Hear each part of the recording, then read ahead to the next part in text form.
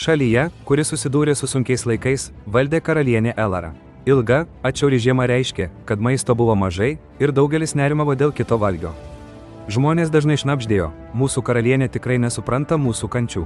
Jie matė ją dėvinčią paprastus, lopais drabužius, valgančią tik paprastus ryžius ir daržovės iš medinio dubens.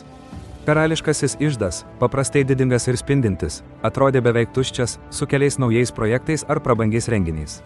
Ji taupo savo, kai kurie garsiai murmėjo. Ji yra šykšti ir abejinga, kol mes kovojame už kiekvieną kąsnį. Jie manė patį blogiausią, vertindami ją pagal jos kuklę išvaizdą ir tylius, taupius būdus. Jie galvojo, kad ji mažai rūpinasi jų sunkumais, tik savo patogumu, slapta kaupdama resursus.